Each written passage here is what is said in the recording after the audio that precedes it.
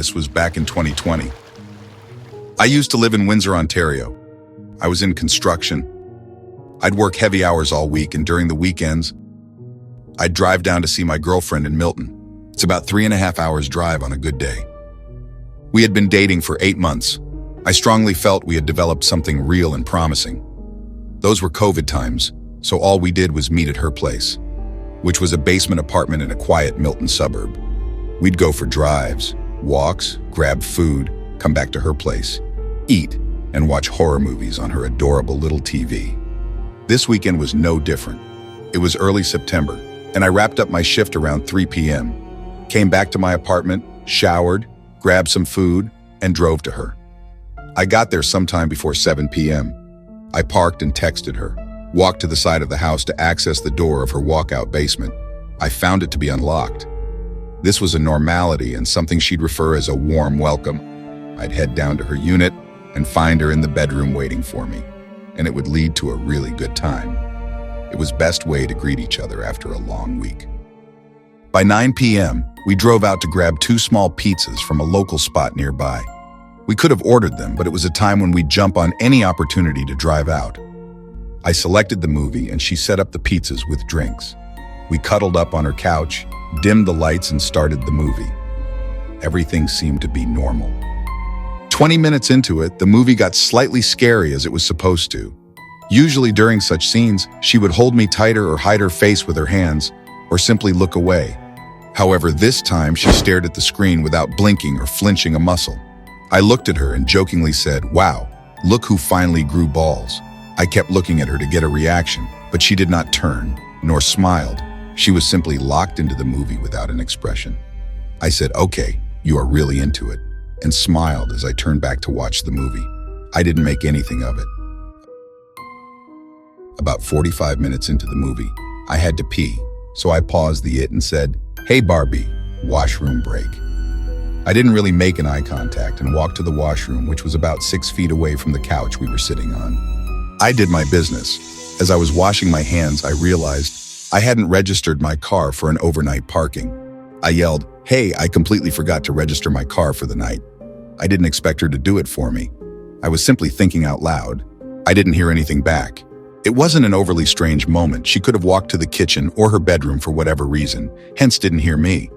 But the hair behind my neck stood up, and I was filled with an immense sense of dread, as if suddenly something has gone horribly wrong. I had been coming to her place for 8 months. It was a second home to me at this point. But for the very first time, I felt unsafe and genuinely afraid to unlock the washroom door, as if whatever was on the other side was bad news. Then I found myself to be overreacting. Maybe it's the horror flick messing with my head. I shrugged it off and opened the door, still a bit reluctantly. I stepped out of the washroom, into the living room, and saw my girlfriend just standing in front of me, staring at a distance. I looked at her and I saw my body turned into a slight defense position with my arms sort of stretched out and palms open. "Babe, you good?" I said. Her eyes turned towards me slow as if she was in a trance. I repeated my question, but to no avail. She kept staring at me blankly. We were silent for a bit. She was in front of me, behind her was the couch, and behind the couch about 10 feet was the exit door. For some reason, I was mapping out my escape as it started to feel like the girl looking back at me is not my girlfriend. She started to register as a threat.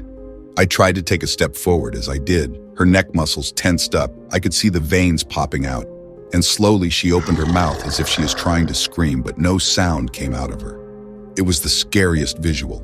Her eyes were red, mouth wide open, body completely motionless. I was scared. I tried to get away from her. I instantly moved to her left to go around the couch.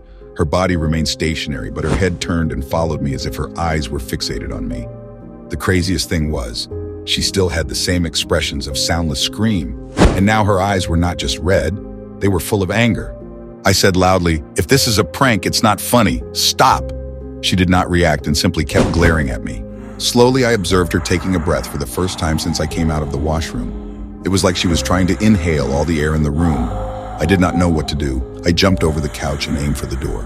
I did not have my car keys, or my phone, or time to wear my shoes and jacket. I just ran. As I did, I heard the most growly, scary, haunting scream. that could only exist in actual hell. She screamed nonstop without stopping as I rushed out of her unit into the streets. I tried to wake up her landlords who lived on the main floor. I knocked on their door, but realized their vehicle was not in the driveway. I realized they are gone for the weekend. I abandoned the house and ran. The scream became louder and closer. I turned back and saw my girlfriend of 8 months running towards me barefoot screaming. My body froze. I couldn't move.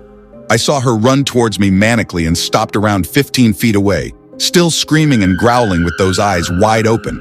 I saw those eyes. There was nothing behind them. I yelled, "What's the matter with you?" As I said that, she stopped screaming. It was like as if the whole world went silent. After a few seconds, she growled, "Joy." "Joy," and opened her mouth to scream, but like earlier, no sound came out. Just a wide open mouth and red demonic eyes. She started to circle me around at a surprisingly high pace, as if I was trapped and leaving this circle would be a death sentence. By then, a neighbor had heard all of this and called the police. Thank God for that. Paramedics arrived minutes after and took her in. Police questioned me and I told them exactly what had transpired. Later, I found out that a severe mental illness ran in her family. She had never shared that with me. Even if she had, I would have made nothing of it. However, whatever happened that night was a result of an aggressive form of schizophrenia. That night was her first episode. I don't know what triggered it. Maybe it was all the horror movies we saw together over the months. Maybe it was the fact that she lived alone by herself. Whatever it was, it felt something supernatural and inhuman. As much as I cared for her, I could not bring myself to be with her again, to be alone with her, to sleep with her, to be behind locked doors with her. It was horrifying. I wished her all the best and parted ways. Now everything about my life is different. New job, new city, a new partner who is expecting my child. However, to this day, I find myself haunted by that night. It has left a lasting impact that I don't wish upon an enemy.